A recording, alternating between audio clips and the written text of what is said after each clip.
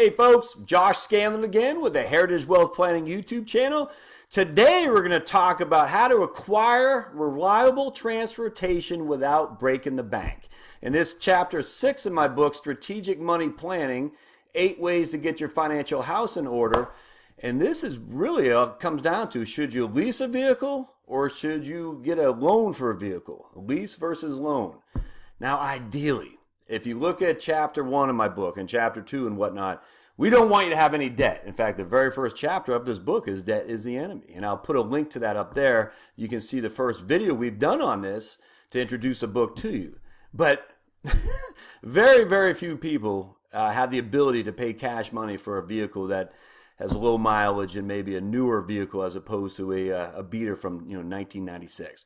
So the facts are most people in the United States today are going to either lease or they're going to buy. And now again, when I buy, it's not buying outright. I mean taking a loan. But let me just share with you my story about when we considered leasing for the first time. And that was in 2008 or maybe 2009.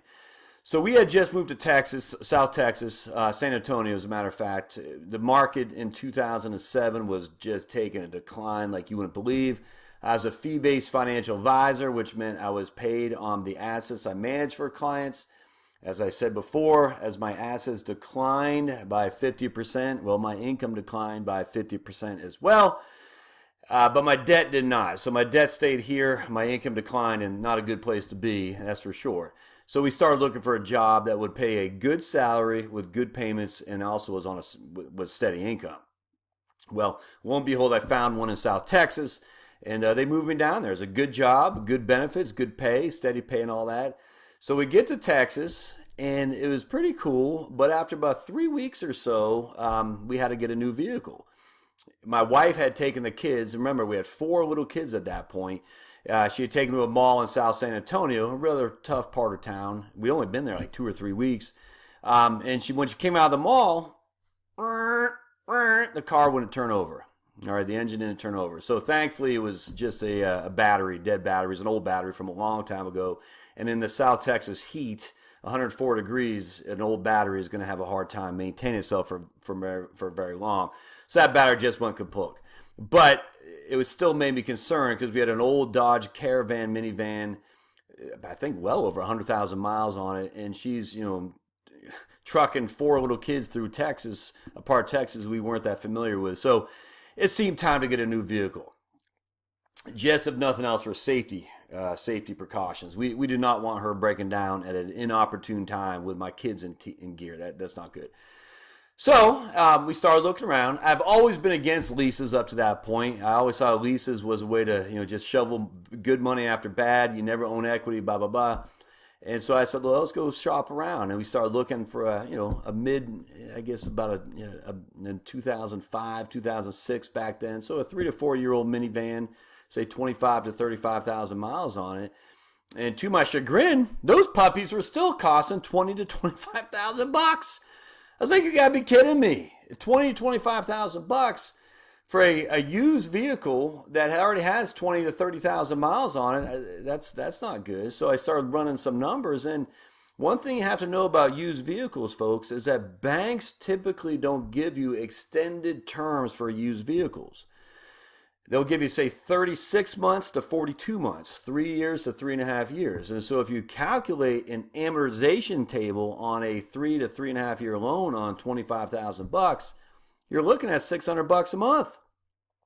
And even though we were in a better place now in our job in South Texas, we didn't have $600 a month of disposable income to put towards a vehicle. Just didn't have it. And so I was like, what are we going to do? We have this older minivan, and it still runs. My concern, though, is that what if it does not continue to run because it did have high miles?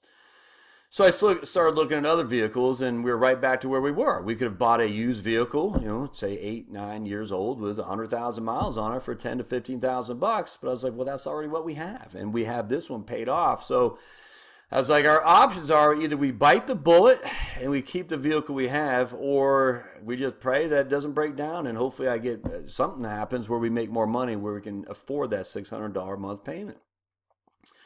Well, my wife saw an ad on the TV that talked about leasing a Honda Odyssey for like $250 a month or something like that. And my first reaction was like, no, leasing's bad. Stay away, stay away.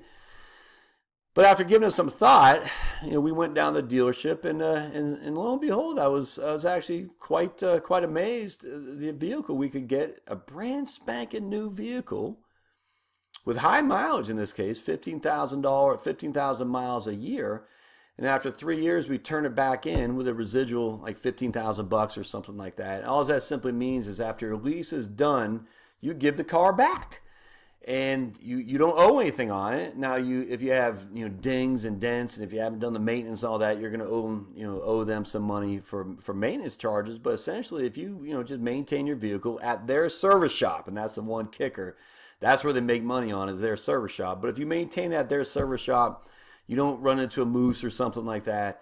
At the end of the day, you turn the vehicle back in, and then you can either get another one, or if you want, you can finance it outright, or in this case, pay cash. And so I was hoping that we'd lease it and then just buy it outright for $15,000 at the end of the 3-year lease, which is actually what we ended up doing. So $250 a month. I said, well, that's really all we can afford, so let's do it. And we got a brand spanking new vehicle for $250 a month. After 3 years, we paid cash money for it. The interesting thing was the residual value. You know exactly what you're going to owe going in. It's actually pretty interesting. And so on these Honda Odysseys, actually, it's going to cost you $15,000 after your lease term to buy it outright from Honda. But what is the value you could get for it? Could you then turn around and sell it for $18,000? And the answer is, in this case, yeah, because Hondas keep their value pretty nicely. But I like the vehicle, so we just bought it outright. But we could have turned around, took the $15,000, paid off Honda, and then sold it for $18,000 and had pocketed $3,000 cash. I didn't want to do all that. It's a hassle. So we just kept the vehicle. But that's the thing about a lease, which is nice, is that at the end of the 3-year term, if you have a lease and the residual value is $10,000, but the car is only going for $8,000 on the street, well, it'd be stupid to buy that car outright because it's worth less than what you owe. That's upside down. No reason to do that. You have what's called a put option investments where you can put the vehicle back to the dealer and then go redo it again and something else if you want. So again, that's what's kind of cool about a lease. If you owe more than it's worth, you can just put it right back to them. On the other hand, if you owe less than it's worth, the dealer is contractually obligated to sell it to you for that residual price. Now, trust me, dealers aren't stupid. The dealerships aren't stupid. They have tons of actuaries, tons of mathematicians that you're competing with when it comes to the value, the residual value they're going to give you when you first sign the lease. So it's not like they're just, oh, we didn't know. I mean, they know exactly what's going on. But at the end of the day, you still have a basis to do it. At least you can look at it and say, should we buy this vehicle outright because the value is worth more than what we owe? Or should we turn it back into the dealership because the value is worth less than what we owe? That's just simply called arbitrage. And that gives you're in control of that, which is pretty cool. On top of that, you did pay a lower monthly payment, significantly lower than if you bought the car outright. And again, on a brand new Honda Odyssey, we're looking at $600, $700 a month. I couldn't afford that. On a used newer vehicle, again, 3 to 4 years old, with lower mileage, say 30,000 miles, because it's used and the bank won't give you extended terms. Again, they're only going to give you 3 years to 3.5, maybe 4. We're looking at $600 a month, and I couldn't afford that either. So the option was lease it at $250 on a brand new vehicle for my wife and kids to drive around, or just keep what we had and pray that it didn't go bad. And so we leased it. And it worked out great. In fact, it's worked out so great that we've leased ever since. And we've had this is our 3rd lease now. 4th. No, we've had 4 leases. And one of the interesting things I've learned on a lease, though, guys, and I want to share this with you. I had no clue this was the case, but my daughter was driving a car that we leased. This is back about 1.5 years ago. Because what happened was my company shut my suburban office down, which only took 10 minutes to get to work. And they moved us downtown in Buckhead, just right north of Midtown Atlanta. And if you're familiar with Atlanta, you just want to kill yourself. The traffic's so bad. So I said, well, if I'm going to drive down there, I don't want to be driving a gas guzzler. I want to go ahead and get a a high MPG vehicle to get me back and forth. So something we could afford. And so we bought this Nissan Rogue, and we leased it. And it was nice. I was getting, 40 miles a gallon and whatnot. Pretty cool. On the first month, or the first maintenance we had to do, the maintenance required, my wife took it in for maintenance up here in the North Fulton County, and I took my other vehicle, that Dodge, the Honda Odyssey that we had, down to work. On the first maintenance time. So my wife gets back, my daughter needed to go to school, so she tossed her the car keys, and literally on that first time we had to get maintenance, she got sideswiped by some kid. Totaled it. USA came out, totaled the vehicle. They said, "Oh, this vehicle is not drivable anymore." And that's the thing with these newer high MPG vehicles. The reason why they're so high MPG is because they're not using old-fashioned steel. There's a lot of plastic in the parts. I mean, just look at the bumper. In the old days, that was hardcore steel and metal, and now it's essentially plastic. Now, there's nothing inherently wrong with it, but if you get in a crash, it's more likely to be totaled than the old days. The irony of it is this other kid who hit her had this old school Jeep. That sucker was built for World War II, and that only had a scratch. Even though he hit her, our car was totaled. And thank the good Lord, my daughter was not injured in that. She did sustain some neck injuries, but hopefully she's good. We'll never know. Right now, I mean, there's nothing permanent that we can see. But anyway, long story short. So USA totaled it. They're going to give us $18,000 for it. Well, here's the problem. We owe $21,000 on it. So I was like, you got to be kidding me. I've only had this car for a couple months, and it's been hit by some other clown and is totaled. I got to pay $3,000 to get out from underneath this vehicle on top of the down payment I put of $3,000 just a few months previously. So for the privilege of driving this vehicle for a month or two, I'm out $6,000. The $3,000 I put down at signing plus the $3,000 I was upside down. And that's where the lease can get you. Just going back to the Honda Odyssey. Remember that? The Honda Odyssey, the residual value was $15,000, but I could have sold it for $18,000. So I had lots of equity in there simply because the Hondas keep their value well. The Nissan Rogue, well, you lose significant amount of money when you drive it off the lot. So it is only worth $18,000. According to USA, and I trust them, and yet I owed $21,000, so I was upside down by $3,000 on top of the $3,000 I put down as well. The interesting thing though, so I called Nissan. I was like, "Hey, what do I got to do to get out from under this vehicle? Because USA is only going to give you a check for $18,000, but I owe $21,000." Well, apparently with a leased vehicle, and I don't know if this is across the board, but with Nissan it is, and presumably is for all these other guys too. They have what's called gap insurance. Well, they'll make up the difference. So USA paid me a check for 18, I owed 21, and Nissan is going to make do of the other $3,000.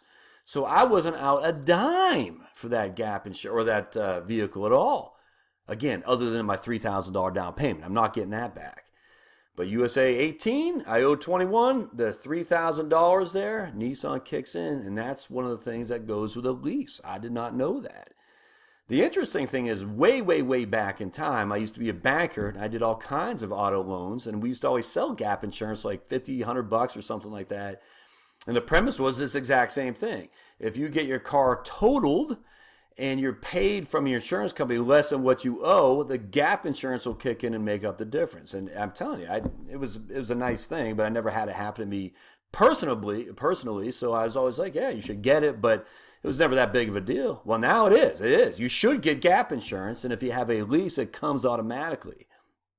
Now, the second part of that, the other thing I've learned here, and remember, I've bought a million different cars. I've been driving for 30 years now. So, and again, I'm 47 years old now, and I did not know any of this.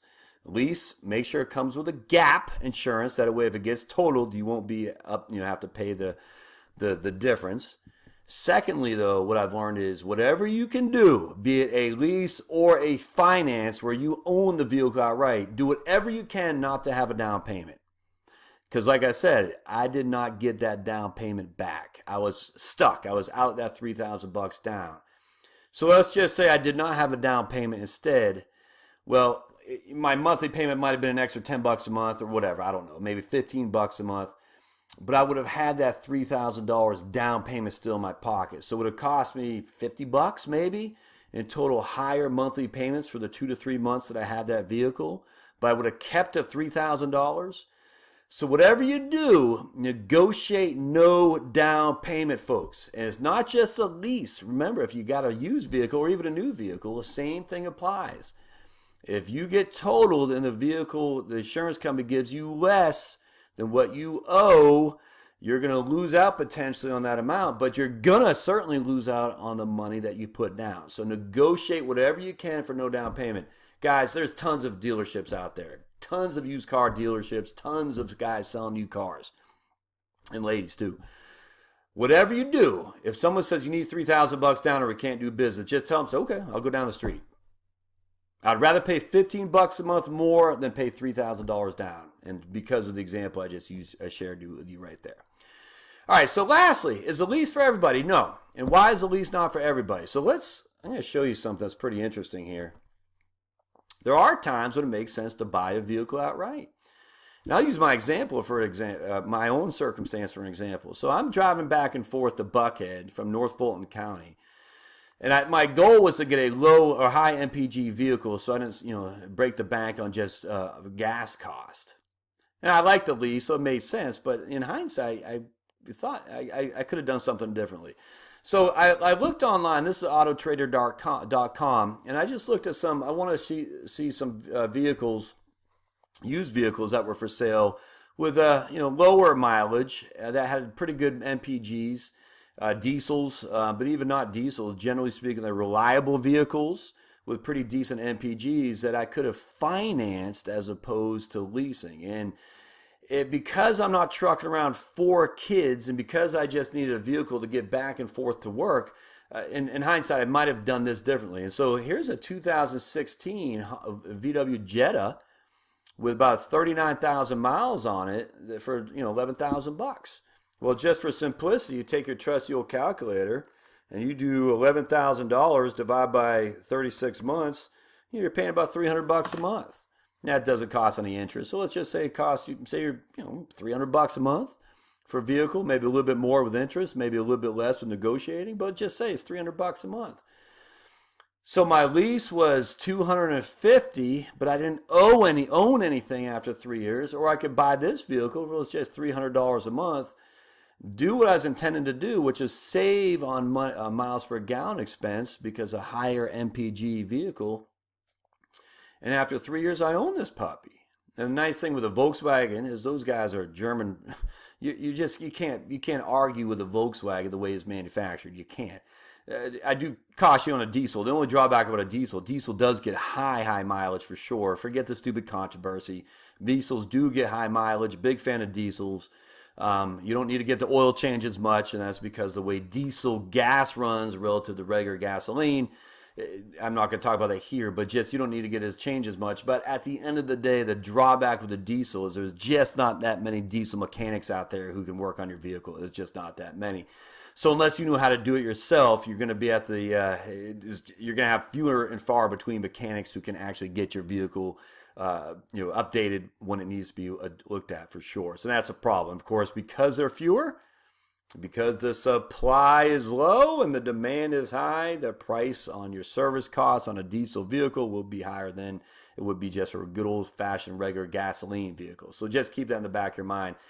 I don't think this is probably a diesel here simply because the controversy the VWs have gone through. They took diesels off the market. They're going to bring them back, and we'll see if there's any demand for them. But anyway, it's still got its good gas mileage, $11,000. After 3 years, you own that puppy outright. If you were able to finance that guy for 42 months, it would be $262 a month. So again, $250 to $300, which is kind of what we were looking at in terms of affordability for our own vehicle. In hindsight, again, I wish I kind of would have done this route simply because after 3 years, I do own it outright. The point, what I'm trying to get the vehicle to serve for is just to take old Josh back and forth to work. I don't have the concern of 4 kids needing to fit in a little 4-door or 2-door, I guess a 4-door sedan. And so buying a vehicle for 3 years to 4, 3.5 to even 4 years if the bank will go that route probably made sense. So remember what the point is of what you're trying to accomplish. Are you trying to get something where you're hauling a bunch of kids around? You need something that's going to be safe. You're not going to have any issues with reliability right on the front end. Or is it just you just going back and forth to work? Other than you in the vehicle, if the vehicle gets totaled, it's not, and we don't want anything to happen to you. But maybe high miles per gallon, but you don't need to fit a crew of 5 or 6 people in your car. Just you getting back and forth to work. Good old. And I'm not recommending a VW. I'm just saying they're great, wonderful vehicles. I would recommend it, but just using this for example, you might be able to get by. In fact, I bet you can get by better than if you leased a vehicle, simply because after 3 years you own this guy. And then the money you're spending on it, well, guess what? You can use that to further pay other debt off, because remember, as I said at the beginning of this tutorial, debt is the enemy. We do not want you carrying debt into retirement. We do not. So whatever you can do, minimize your outgoing cash flow and minimize your debt, because the debt will hurt you in retirement big time for sure. Okay. So that's this issue here. I hope this makes sense to you. Put your comments below. Did you have any experience with leasing? Pay off for you? Actually, I'm even more curious. When the lease expired, what did you do with it? Did you turn around and sell it for that arbitrage I talked about, where you have more value in the vehicle than what you owed to the dealership? I'm just curious to see how that went for you. On the other hand, when you gave it back, were you stunned about how much they costed you because you didn't use their maintenance services, or you had this little ding or something like that? Yeah, I'd like to hear that too. It's pretty interesting, because again, leasing for me is something I've only done over the last 10 years or so, and I do think a lot of people overlook it, and they should not. Don't forget to subscribe down below there. Please hit subscribe. Give me a thumbs up. Thumbs up help me. It helps YouTube see this channel and get it out to other people as well who might be ignorant of it. So a thumbs up are good. And hit the notification button as well on a little bell so you'll be notified of further content. Hey, I look forward to seeing you on the next episode of the Heritage Wealth Planning YouTube channel. Thanks, guys.